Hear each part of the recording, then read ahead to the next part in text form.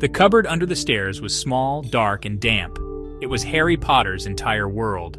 A narrow cot covered with a thin, threadbare blanket took up most of the cramped space, leaving just enough room for Harry to hunch over his small stash of treasures, a stack of books he had bought with the odd jobs he did around the neighborhood, a battered second-hand laptop he had managed to swipe from Dudley's overflowing toy room, and a notebook filled with his careful handwriting in over 50 different languages. At just 5 years old, Harry had taught himself more than most adults knew in a lifetime. The Dursleys, his Aunt Petunia, Uncle Vernon, and Cousin Dudley, had made sure that Harry's life was one of suffering. He was their servant, their scapegoat, their punching bag. If he wasn't scrubbing the floors or washing dishes, he was enduring Vernon's heavy fists or Petunia's sharp tongue. "Boy, where's my breakfast? Are you deaf?" "I'm coming, Uncle Vernon. Faster!" Harry scrambled out of the cupboard, keeping his head down as he moved to the kitchen. "You'd think with all the food we waste on him, he'd at least work harder." "Yes, Aunt Petunia." Harry didn't reply. He never did. He placed the plates in front of Vernon and Dudley, then retreated to the sink to rinse the pan. "Don't forget the garden after this." "Yes, Aunt Petunia." The hours passed in a blur of labor. By the time Harry finished pulling weeds and mowing the lawn, his hands were blistered and his small frame ached from exhaustion. But instead of retreating to his cupboard, Harry stayed outside. He had overheard the neighbors earlier in the week talking about needing help with odd jobs, and Harry knew he needed money to buy food for himself. What little scraps the Dursleys threw him were never enough. "Hello, Harry. Would you like to trim my hedges?" Mrs. Figg, the old woman who lived a few houses down, greeted him with a smile as he offered to trim her overgrown hedges. She paid him £2 and a stale biscuit. The biscuit tasted like heaven to Harry, who hadn't eaten anything since the crust of bread Petunia had tossed his way that morning.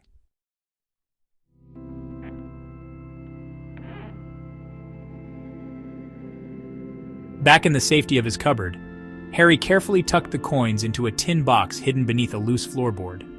Then he turned to his books, running his fingers over their spines as if they were old friends. He had everything from dictionaries to history texts, novels to scientific manuals, all purchased with his hard-earned money. And then there was his laptop, his most prized possession. Harry had found it by chance in Dudley's second bedroom, a room filled with toys and gadgets Dudley had long since abandoned. The laptop was ancient and slow, but it worked. Harry had spent weeks figuring out how to use it, watching free videos online and devouring any bit of information he could find. It was through the laptop that he discovered Naruto, the anime that quickly became his favorite escape. I wonder if I have chakra. The idea took root in his mind. Closing the laptop, Harry sat cross-legged on his cot and clasped his hands together in the seal he had seen Naruto use. He closed his eyes and tried to focus, just like Naruto had done. What's that? The sensation grew stronger, spreading warmth throughout his body. It felt like an energy, alive and pulsing. Is this chakra? He focused harder, imagining the energy moving through his body, just like Naruto had described in the show. In his mind's eye, he pictured a network of chakra coils with the energy flowing through them like rivers. Unbeknownst to Harry, the energy he was manipulating wasn't chakra, it was his magic. As a wizard, Harry's innate magical core responded to his thoughts, transforming itself to mimic the chakra coils he envisioned. Hours passed as Harry meditated, his small frame glowing faintly in the darkness of the cupboard. When he finally opened his eyes, he felt different. His body was brimming with energy, and for the first time in years, he felt no pain. My bruises, they're gone. I feel amazing. Eager to test his newfound ability, Harry reopened his laptop and watched the next episode of Naruto. This time, Naruto and his friends were learning the leaf-sticking exercise, a basic chakra control technique. I can do that. He found a loose piece of paper from one of his books and held it against his palm. Focusing on the energy inside him, he willed it to flow to his hand and hold the paper in place. I did it. Harry spent the rest of the night practicing. By the time the first rays of sunlight crept through the slats of the cupboard door, Harry had mastered the leaf-sticking exercise and moved on to balancing small objects on his fingers. This is incredible. If I can do this, what else can I learn? As he drifted off to sleep, his small, cramped cupboard felt a little less suffocating. For the first time in his life, Harry felt a glimmer of hope, a sense that he was destined for something greater than the misery the Dursleys had forced upon him.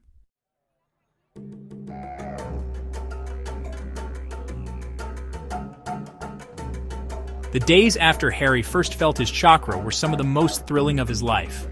Every night, after the Dursleys went to bed, he would retreat to his cupboard and immerse himself in learning more about this mysterious energy. His battered laptop became his portal to the world of Naruto, and each episode brought new lessons. Chakra control is the foundation of all ninjutsu. Without it, you'll waste energy and struggle to use techniques effectively. So the better I control my chakra, the more I can do with it. Over the next few nights, Harry practiced relentlessly. He focused on sticking paper to different parts of his body, starting with his palms and moving to his arms, legs, and even his forehead. Eventually, he could stick multiple pieces of paper to his body at once and hold them indefinitely. Look at that! I'm really getting the hang of this! His excitement was tempered by his usual routine of work and study. During the day, he continued helping neighbors with odd jobs, always careful to avoid the Dursleys' wrath. By night, he devoured books on languages and history, scribbling notes in his notebook. He had recently mastered Celtic and 5 ancient long-lost languages, and he was already working on the next. So the symbols for air, fire, water, and earth in Celtic runes are almost identical to their counterparts in the lost language of Cimbri. Interesting. Harry scribbled a note in his notebook, his handwriting neat and precise. He had a photographic memory and a natural talent for languages, which made even the most complex systems of writing feel like puzzles waiting to be solved. Who knew ancient runes could be so fun?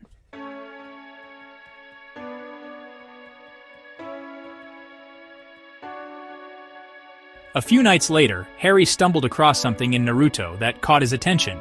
The characters were using storage scrolls to summon weapons and supplies, and Harry's sharp eyes noticed something peculiar.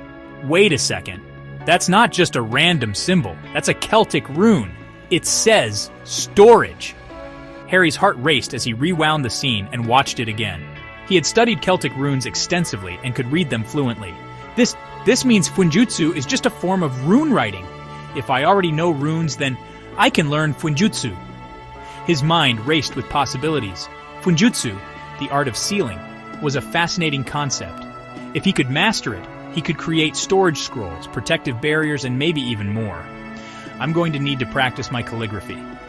The next day, after finishing his chores, Harry salvaged some scraps of paper and a few broken pencils from the trash. He carefully sharpened the pencils with a small knife he kept hidden in his cupboard and began practicing his writing. Steady hand, precise strokes. If the lines aren't perfect, the seal won't work. By the end of the evening, Harry's fingers were smudged with graphite, but he had filled several sheets of paper with flawless runes. This is going to be incredible. If I can combine what I know about languages with chakra, who knows what I'll be able to do. That night, as Harry lay in his cot, he felt a spark of hope that he had never experienced before. Despite the hardships of his life, he had found something extraordinary, something that gave him a sense of purpose. I'm not just the freak they think I am. I'm more than that. I'm going to learn everything I can about chakra, Fuinjutsu, and whatever else is out there. I'll make my own path. For the first time in years, Harry fell asleep with a smile on his face, his dreams filled with possibilities as vast as the sky.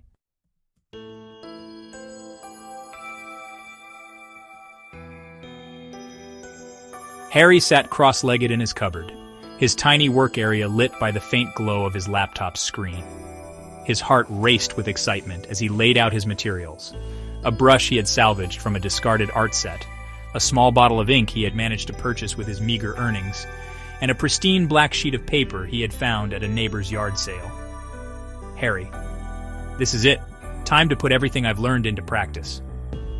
Harry closed his laptop and set it aside, focusing all his attention on the task at hand. He carefully dipped the brush into the ink, letting the excess drip off before lifting it to the paper. His hand was steady, his movements precise. The first stroke was smooth and deliberate, gliding across the black surface with a grace that seemed almost supernatural. Hours passed as Harry worked, his small cupboard silent except for the faint scratching of the brush against the paper. When he finally leaned back to examine his work, he felt a swell of pride in his chest. Harry, it's perfect. It looks heavenly. He read the inscription aloud, his voice barely above a whisper. Harry, store whatever I want and give me an inventory screen for easy access. Harry placed the brush aside and took a deep breath, his heart pounding in anticipation. Harry. All right, moment of truth. He placed his hand over the completed seal and concentrated, channeling his chakra into the paper. At first nothing happened, and Harry felt a pang of doubt. Harry, maybe I missed a stroke. But then a soft hum filled the air, and the paper began to glow faintly. Harry! Whoa! The paper shimmered with an ethereal light. The runes pulsed gently as though alive, and the black sheet began to roll itself up. Harry, is it working? The paper folded and twisted on its own, forming a perfectly cylindrical scroll. When the transformation was complete, the scroll floated gently into the air before settling in Harry's lap. Harry, I did it. I actually did it. Harry's hands shook as he picked up the scroll, marveling at its weight, or rather its lack of weight. It felt impossibly light, as though it was made of air. Harry, all right, let's see what this thing can do. He placed a small, battered notebook on the ground in front of him, then pressed the scroll against it. Concentrating, he sent a small pulse of chakra into the scroll. To his astonishment, the notebook vanished in a blink, leaving behind nothing but empty space. Harry, no way. He placed his hand on the scroll again and sent another pulse of chakra. A translucent screen appeared in front of him, hovering in midair. It was simple and elegant, with a single item listed in the center. Notebook. Harry, it works. It actually works. He selected the notebook from the inventory screen with a single thought, and it reappeared on the floor in front of him exactly as it had been before. Harry, this is amazing. It's like having a bag of holding, but better. It's infinite. I can store anything I want, and it's so easy to access. He spent the next hour testing the scroll, storing and retrieving various items from his cupboard books, pencils, his ink bottle, even his threadbare blanket. Each time, the process was seamless and instantaneous. Harry, this is the best thing I've ever made. If the Dursleys ever try to take my things, I'll just store everything in here. They'll never be able to touch it. As the night wore on, Harry's excitement only grew. The possibilities of what he could do with his new skill were endless. Harry, if I can make a storage scroll, what else can I make? Maybe I could make a scroll for healing, or one for protection. I could even create traps, like the explosive tags from Naruto. He glanced at the stack of books hidden in the corner of his cupboard, his green eyes gleaming with determination. Harry, I'm going to learn everything I can about Fuinjutsu. If I already know runes, this should be easy. Harry picked up his brush and ink, his hand steady as he began practicing new runes on a fresh sheet of paper. The words came effortlessly, each stroke precise and deliberate. Harry, this is only the beginning. I'm going to master this. For the first time in his life, Harry felt a sense of control, a sense of power. No longer was he just a helpless boy living in a cupboard. He was a creator, a genius, and he was determined to carve out a life for himself, no matter the odds. And as he worked late into the night, the faint hum of chakra resonating through the air, Harry Potter felt something he had never known before. Hope.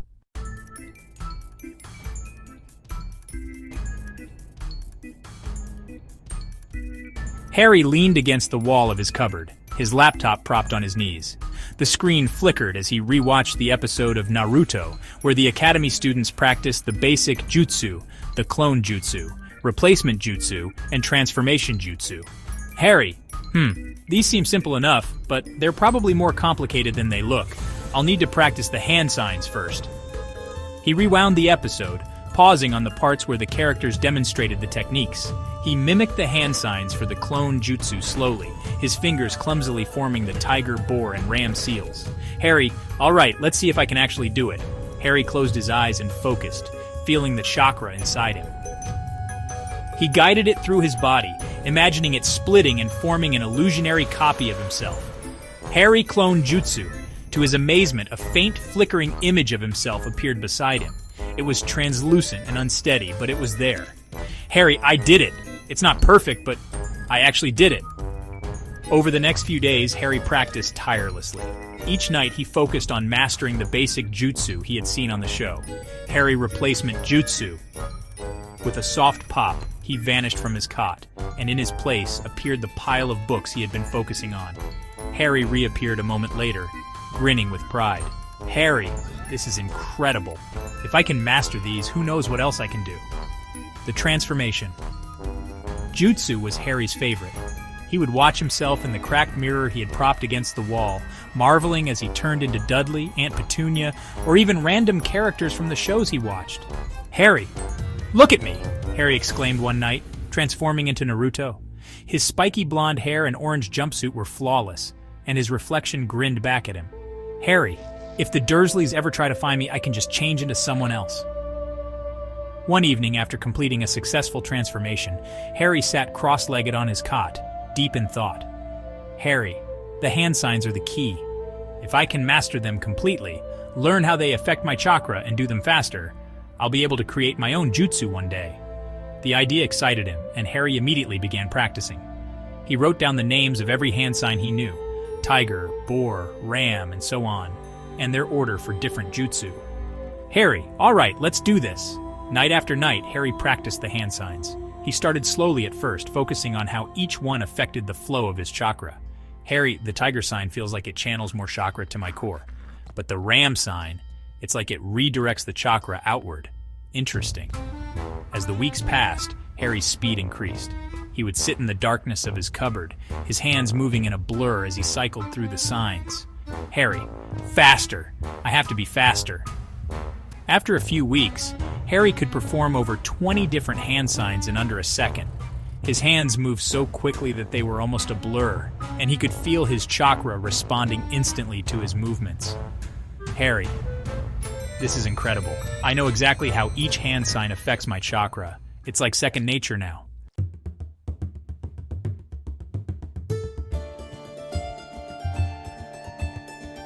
One evening, after finishing his hand sign practice, Harry pulled out a fresh sheet of black paper and his brush. He dipped the brush into the ink and began writing, his movements smooth and precise. The Celtic runes he drew glimmered faintly as he wrote, "Absorb chakra and store." When he finished, Harry leaned back to admire his work. The seal was beautiful, its lines elegant and perfectly balanced. "Harry, it's flawless." Harry placed the seal on his left forearm and channeled a small amount of chakra into it. The paper glowed softly before disappearing, leaving behind a faint mark on his skin. "Harry, all right, let's see if it works." That night, before going to bed, Harry sat cross-legged on his cot and focused on the seal. He guided almost all of his remaining chakra into it, feeling a faint pull as the energy was absorbed. "Harry, it's working. I can feel it storing my chakra." When Harry woke the next morning, he felt more energized than ever. His chakra reserves were completely replenished, and he could sense the stored energy in the seal, faint but steady. "Harry, this is incredible. If I do this every night, I'll have more chakra than I know what to do with." Over the next few weeks, Harry continued to feed his chakra into the seal every night. As the days passed, he could feel the stored energy growing stronger and more abundant. "Harry, this is unbelievable. There's more chakra in here than even a cage would have, and it's still growing." Harry leaned back against the wall of his cupboard, a wide smile spreading across his face. "Harry, I'm only 5 years old. If I can do this now, imagine what I'll be able to do in a few years." As he closed his eyes and drifted off to sleep, Harry felt a sense of pride and hope that he had never known before. For the first time in his life, he was in control of his destiny, and the possibilities were endless.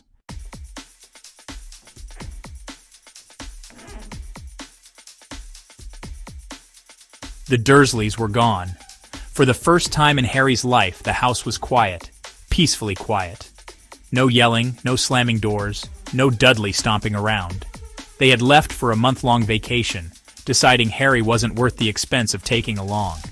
"Harry, it's better this way. At least I won't have to cook or clean for them for a while." He looked around the house, a sense of freedom washing over him. With no one around, he could explore without fear of being caught. "Harry, maybe I'll check the attic." The attic was dusty and dimly lit, filled with forgotten boxes and cobweb-covered furniture. Harry coughed, waving away the dust as he stepped inside. "Harry, this place hasn't been touched in years." As he wandered deeper into the attic, his eyes caught on a large ornate trunk pushed into a corner. The wood was dark and polished, and carved into the lid in elegant gold letters was the name Lily Potter. "Harry Lily Potter? That's my mom's name." His heart pounded in his chest. The Dursleys had always refused to tell him anything about his parents, dismissing them as worthless freaks. And yet here, in their attic, was a trunk with his mother's name on it. Harry, what's this doing here? Why would they keep this if they hate her so much? Harry hesitated for a moment, then steeled himself. He unlatched the trunk and lifted the lid, peering inside. He froze, his jaw dropping. The inside of the trunk wasn't normal, it was massive. A wooden ladder extended down into what seemed like a bottomless pit. Harry, this isn't possible. How can it be so big inside? Unable to resist, he climbed onto the ladder and began descending. The air grew cooler as he climbed down, and when he reached the bottom, he stepped into a space that left him utterly speechless. It wasn't just a trunk, it was a mansion. Harry turned in a slow circle, taking in the grand space around him. The ceilings were high, the walls adorned with intricate tapestries and paintings. Chandeliers sparkled above him, casting a warm golden light. Countless doors lined the hallways, and at the far end of the room was a sprawling library filled with rows upon rows of bookshelves. Harry, this is incredible. It's like a whole other world in here. Near the ladder, a small table caught his eye. On it was an envelope, his name written on the front in elegant handwriting. Harry to Harry. He read aloud, picking up the letter with trembling hands. Lily, VO. Dear Harry, if you're reading this, it means you found our family trunk. First, let me introduce myself. I'm Lily Potter, your mother. Your father, James, and I were wizards, part of a hidden, magical world full of wonder and excitement. You may not remember us, but we loved you more than anything. This trunk is a part of our legacy, filled with the belongings of the Potter family. Inside, you'll find books on magic, artifacts, and treasures passed down through generations. The library alone contains enough knowledge to fill a lifetime. I hope this letter finds you well, my darling boy. Know that magic is in your blood, and you are capable of great things. With all my love, Mum. Harry read the letter twice, his hands trembling. Harry, wizards? Magic? That's impossible, isn't it? He looked around the mansion-like interior of the trunk, the reality of it sinking in. Harry, it can't be, but this trunk is magic, and if Mom and Dad were wizards, then I must be one too. But another thought crept into his mind, one that made his brow furrow in confusion. Harry, I've been using chakra, not magic. How does that make sense? Harry sat cross-legged on the floor, the letter still in his hands. Harry, I need to figure this out. He closed his eyes, breathing deeply as he began to meditate. Harry, this doesn't feel like just chakra. There's something more to it, something different. The longer he focused, the clearer it became. Harry realized that his chakra was made up of two components, spiritual energy and physical energy. Harry, wait a second, magic is spiritual energy, and chakra is spiritual energy mixed with physical energy. He paused, the revelation leaving him breathless. Harry, I must have accidentally turned my magic into chakra when I started practicing. That's why I thought it was chakra all along. Harry's mind raced with possibilities. Harry, if I can separate them, I could use both magic and chakra. He closed his eyes again, focusing on the flow of energy within him. Slowly, he began to separate the spiritual energy from the physical energy, guiding them into distinct streams. Harry, it's working. I can feel the magic. It's different from chakra. It's lighter, more alive. When he opened his eyes, Harry extended his hand and willed his magic to manifest. A soft golden glow appeared in his palm, shimmering like sunlight on water. Harry, I did it. I can use magic. Harry spent the rest of the day experimenting with his newfound abilities. He practiced summoning the golden glow in different shapes and sizes, marveling at its versatility. Harry, this is incredible. I have both magic and chakra. I can do so much more than I ever thought possible. He looked around the mansion-like trunk, his green eyes gleaming with determination. Harry, Mom, and Dad left me this place for a reason. I'm going to learn everything I can about magic and chakra. I'll make them proud. With that, Harry turned to the sprawling library, ready to dive into the wealth of knowledge his parents had left behind. His journey had only just begun, and the possibilities were endless.